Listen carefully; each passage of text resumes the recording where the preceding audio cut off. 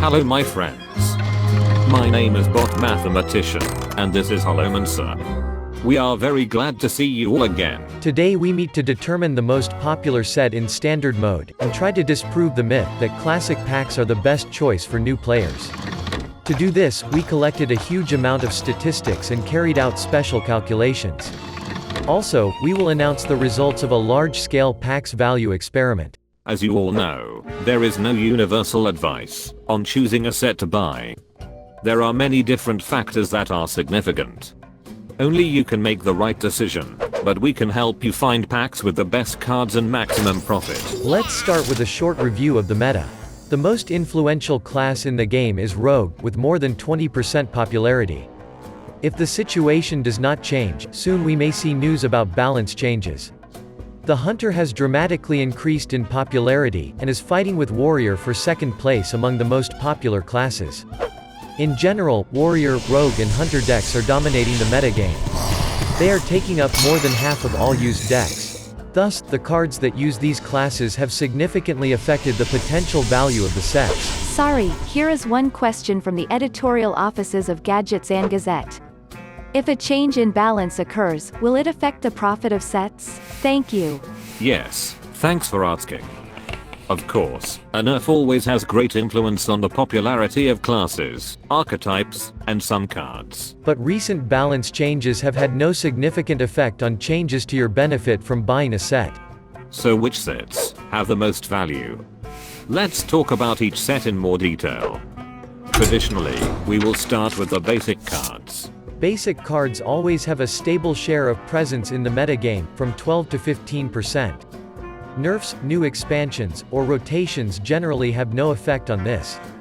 In general, 42% of all basic cards are used in the metagame. Here are the top 8 most popular cards. Each class has several very strong cards that are a solid foundation for the game, but the Rogue uses basic cards more often. Now let's talk about the worst set. Unfortunately, this is the Witchwood. This set has never had a global influence on the metagame. After its release, it occupied only 15% of the popular decks. Subsequently, the cards were used less and less with each new nerf and new set. The only exceptions are 2 legendary cards, which had an incredible negative impact on the game. Now only 7.5% of the cards in popular decks come from this set. This means that a 30 card deck contains only 2 Witchwood cards. Currently 47 out of 129 cards are used by players, which is only 36% of the cards. Also, on the screen you can see the number of cards distributed by rarity. Pay attention to epic and legendary cards. It shows the number of cards that have more than 1% popularity. The popularity of all legendary cards is only 6%. This means that only every 16th legendary card in the meta game is a card from the Witchwood. The most popular of them is Hagatha the Witch. Surely the premature movement of very popular legendary cards such as Baku and Gan to Wild had a negative effect on this set's statistics. Every video we try to give you as much useful information as possible. This time we decided to add one new indicator. This is the potential benefit of pack buying. Using this indicator as a percentage, you can imagine how many useful cards you can potentially receive in one pack. If this indicator is 100%, then all the cards from the set are used in the meta game and you are guaranteed to get all 5 useful cards from your pack. If this figure is 20%, then potentially only 1 card from the pack may be useful. The potential benefit of pack for the Witchwood is only 32%. Now let's talk about another outsider. Rastakhan's Rumble is the least impactful set of cards we've ever seen. The use of these cards in the metagame has fallen from the moment of the expansion's release, from a maximum 12% to a minimum of 8% after the Rise of Shadows release. The potential benefit of a Rastakhan's pack is only 31%, this is the lowest of any set. The classic set is the invariable main component of the game, and always was the best choice for new players. Every guide claimed this. Even our past guide is no exception. But is this really true? We should pragmatically review this issue. In general, more than 27% of the cards in the metagame are from the classic set. This figure increased significantly after the rotation. This is definitely the highest result. In other words, on average, each deck contains 8 classic cards out of 30. But we always forget that this set contains almost 2 times more cards than other sets. But only 99 cards out of 237 are played. So, 42% of the cards are involved in the matter. The potential classic pack benefit is only 37%. This means that potentially only every third card in packs will be useful to you. We predict that this figure will decline with the release of each new expansion this year. In addition, every year the classic set gradually loses some powerful cards, which are sent to the Hall of Fame. All this does not look very valuable for new players. So, what's the benefit of the classic packs? Certainly, the main advantage of the classic cards is that they do not rotate out of the standard format, aside from some cards that get added to the Hall of Fame.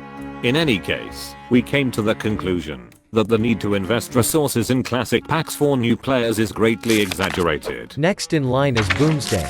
This set has experienced the most dramatic fall after the release of Rastakhan, but after the rotation and release of Rise of Shadows, the cards from this set provoked a huge explosion in the meta. The overall popularity of the legendary cards in this set is 14%. The main place is occupied by Zilliax. This card might be the most popular card we've ever seen. Every second popular deck uses it. Also, you should pay attention to Dr. Boom Mad Genius.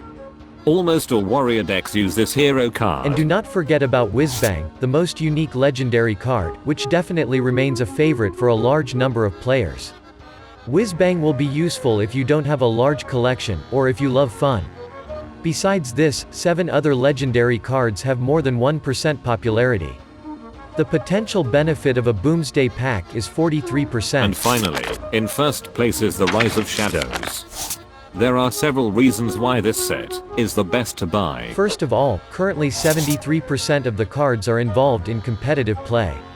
The second reason is that all 23 legendary cards are used with varying popularity in meta decks. By the way, we made a special video about each card.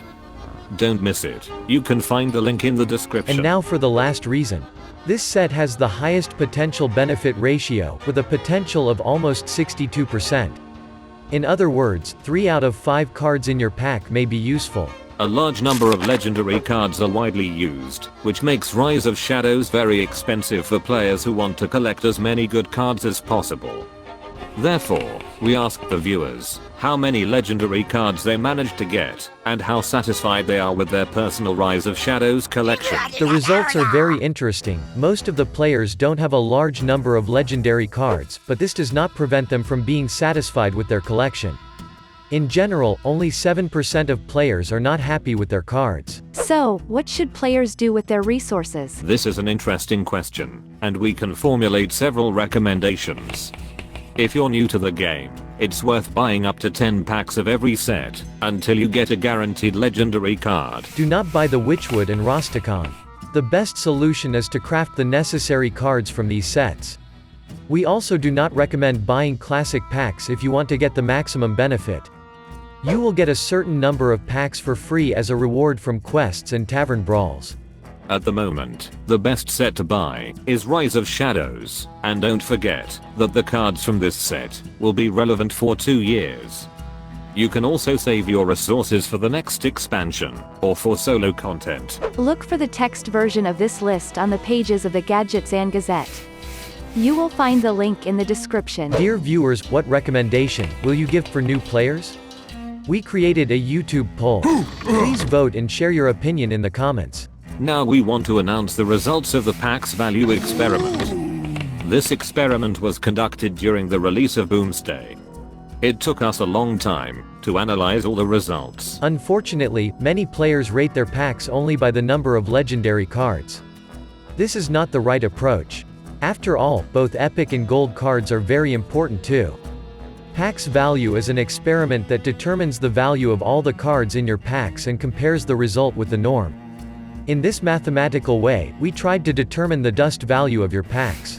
You can see the names of all participants on the screen now. We suggested that viewers convert the statistics of opened packs into a special code, and send them to us for analysis.